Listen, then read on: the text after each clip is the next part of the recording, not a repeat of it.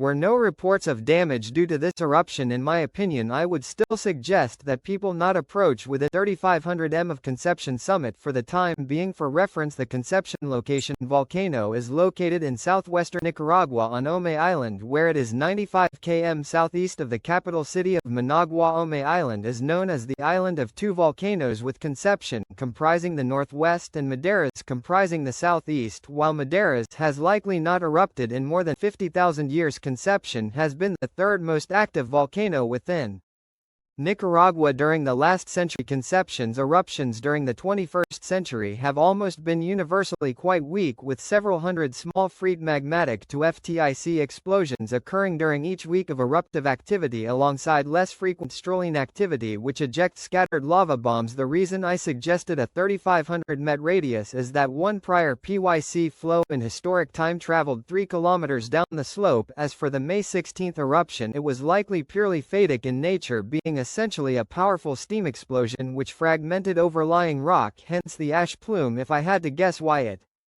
cause of eruption was so unusually powerful, I would suggest that the 13 years since its last eruption allowed material which eroded away from its inner crater walls to form an unusually thick plug. This allowed significantly more gas to be able to break the overlying rock, hence why the resulting eruption was an order of magnitude larger than typical. While more smaller explosions might be now expected due to the behavior of Concepcion's recent eruptions, I have another reason to suggest why this might occur. Much like the T volcano in the Philippines and the Persei volcano in Colombia, the Concepcion volcano seems to produce multiple eruptions during a brief time span, followed by a longer period of no or very few eruptions occurring. For eruption patterns example, since 1900, if an eruption occurs after there has been an interval of 8 years or more since the last cluster of eruptions occurred, on 5 out of 6 occasions the next eruption marked the beginning of a new, more active eruptive period. Thus, while we do have a limited sample size, it is reasonable to assume that sometime during the next 7 years Concepcion will produce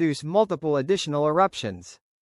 While Concepcion has produced plenty in eruptions in the past, as indicated by pious flow deposits on the shoreline of its northwest section, such eruptions appear to have not occurred for more than 1,000 years. In the long-term, Concepcion is at long-term activity, the end stages of its several century-long eruptive cycle, which means that instead of primarily erupting basalt, it will likely erupt viscous andesite material. This also carries with it a risk of flank andesite lava flows being generated, although there are presently no indications that this will occur anytime soon. With this being said, please be on the lookout for more volcanic explosions which might occur from the Concepcion volcano in the next several days to weeks.